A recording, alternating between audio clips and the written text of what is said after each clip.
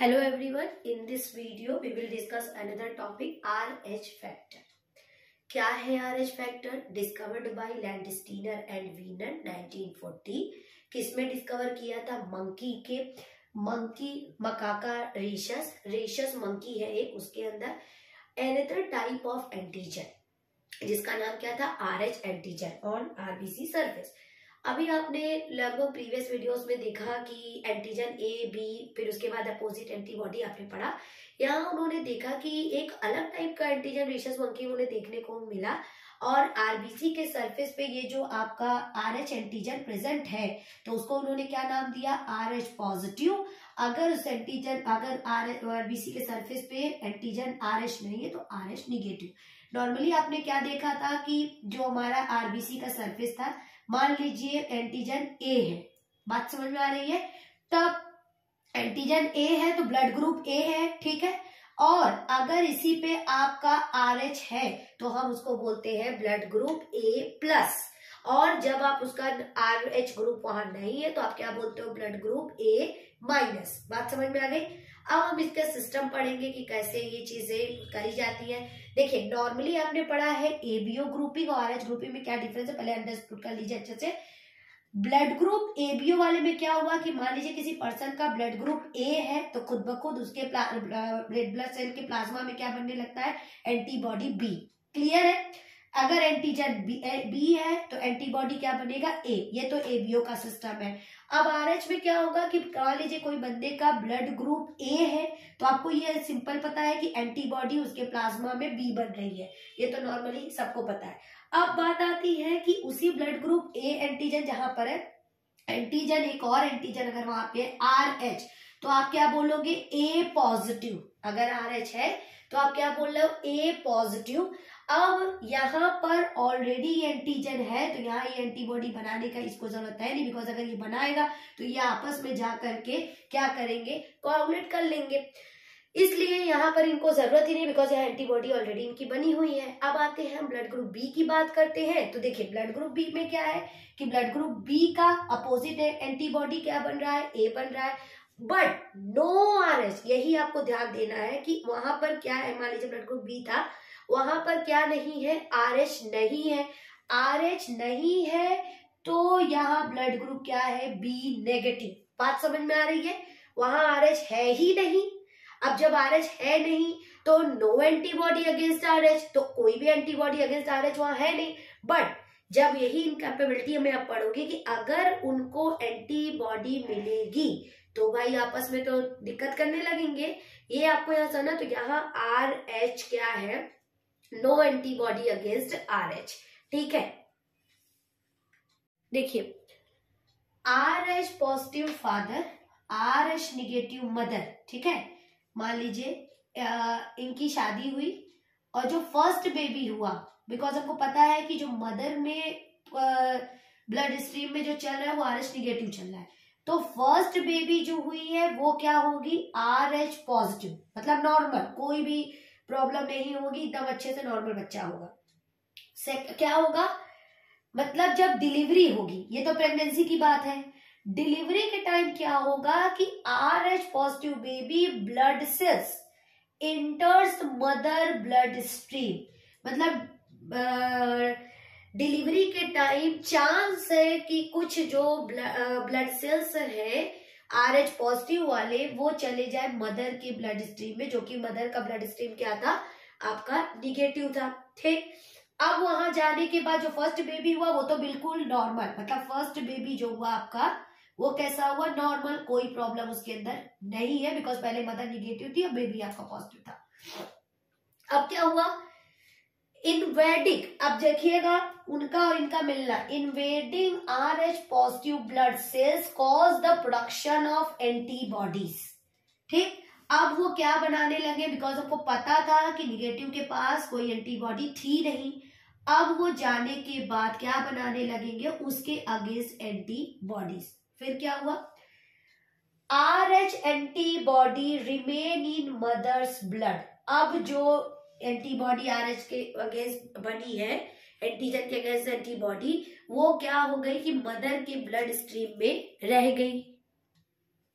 देखिए बेटा, अब अनदर केस में क्या हुआ कि मान लीजिए पहली प्रेगनेंसी तो ये थी, पहली प्रेगनेंसी नॉर्मल थी, सेकेंड प्रेगनेंसी कॉज हुई। अब सेकेंड प्रेगनेंसी में क्या हुआ कि RH पॉजिटिव बेबी तो है ही, क्योंकि फादर RH पॉजिटिव, ये तो आपको पता ही था, पर मदर तो RH निगेटिव थी, लेकिन बच्चे के ब्लड की वजह से वो इन्वाइड हो गई, वहां पे खुद ब खुद एंटीबॉडीज बनने लग गई, अभी तक तो बन नहीं रही थी। RH positive baby's blood is attacked, अब जो पॉजिटिव ब्लड बेबी का है, attacked by the RH antibodies. बात समझ में आ रही है? तो वो उसके ऊपर अटैक करने लग जाएगी और जिसकी वजह से बेबी का ब्लड क्या होगा, बार बार टूटने लगेगा, इस वजह से उसको कमी होने लगेगी और उसको एक डिजीज कॉज होने लगेगी, एनीमिया, जॉन्डिस, इस तरह की बीमारियां दूसरे वाले बेबी में, और ये केस ऐसा होगा कि वो डेथ कॉज कर जाएगा। तो इस प्रोसेस को बोलते हैं, this is known as erythro red blastosis, red blood cells breaking, fetalis, fetalis का मतलब बच्चे के उसमें developing disease of new born. ठीक है, तो हम इसको क्या बोलते हैं, इरिथ्रोब्लास्टोसिस फिटालिस। इस बीमारी को क्या बोलते हैं, क्या बोलते हैं इसको, लिखने की तो मेरे पास स्पेस ही नहीं है, देखिएगा, इसको बोलते हैं इरिथ्रो। इरिथ्रो का मतलब मैंने बता दिया था आपको, रेड ब्लड से। ठीक है, इरिथ्रोब्लास्टोसिस। ठीक है, ब्रेकडाउन ऑफ पूरा का पूरा ये होने लगेगा, मतलब disease of new born, haemolytic disease of new born.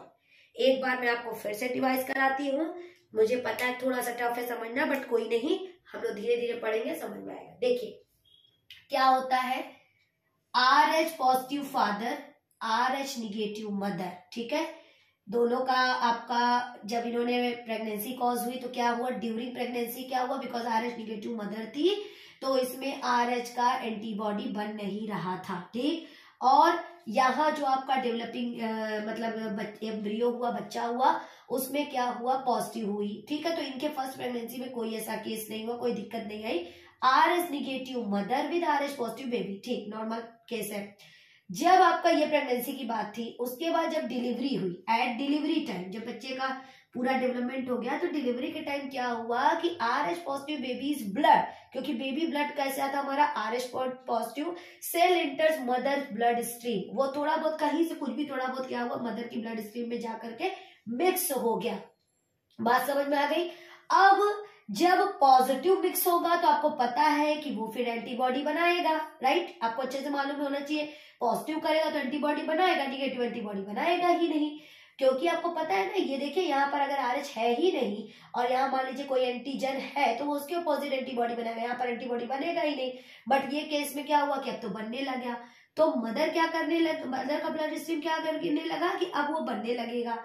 Invading RH positive blood cells cause the production of RH antibodies। ये मैंने बताया अभी ना कि अब क्या करेगा कि अब इनके अंदर एंटीबॉडीज का फॉर्मेशन होने लगेगा। बात समझ में आ गई? अब क्या हुआ कि जो मदर के अंदर एंटीबॉडीज का फॉर्मेशन होने लगा, अब होगा RH antibody remain in mother's blood stream. अब RH एंटीबॉडी मदर के ब्लड स्ट्रीम में आ गई है। ठीक, जब दूसरी प्रेगनेंसी कॉज होगी तो बेबी में क्या है कि RH पॉजिटिव है और मदर के ब्लड में भी RH का एंटीबॉडी आ गई, जो कि अभी तक नहीं थी। तो सेकेंड प्रेगनेंसी में क्या होगा कि ये पॉजिटिव और आपका जो इसने एंटीबॉडीज बना के रखा है, ये क्या करेंगे, ये आपस में इस तरह से करेंगे और धीरे धीरे ब्रेक करने लगेंगे फीटस के ब्लड को, RBC को। उस प्रोसेस को बोलते हैं एनीमिया, और धीरे धीरे वो केस बढ़ के जॉन्डिस, और एक ऐसा साइन भी आता है कि वो डेथ भी कॉज करती है। इस प्रोसेस को बोलते हैं इरिथ्रोब्लास्टोसिस। इरिथ्रो मतलब रेड ब्लड सेल का ब्रेकडाउन हो जाना, और इसी को कहते हैं haemolytic disease of new born. I hope आपको दिक्कत नहीं होगी। ओके, तो प्रिकॉशन क्या है कि इस कंडीशन से बच्चे को बचाया जा सके या मदर को। The condition can be avoided by administrating anti-RH antibodies to the mother immediately after the delivery of the first child. Because आपको पता है फर्स्ट चाइल्ड के बाद मदर के बॉडी में RH एंटीबॉडीज बनना स्टार्ट होती है, तो अगर हम उसका पता लगा ले आफ्टर फर्स्ट चाइल्ड तो हम इस केस को रोक सकते हैं। सो बहुत सारे मतलब कि इसको चेंज करने के आते हैं, डॉक्टर्स इसकी दवा देते हैं जिससे कि मदर्स के ब्लड में RH एंटीबॉडीज उस तरीके का बना बने।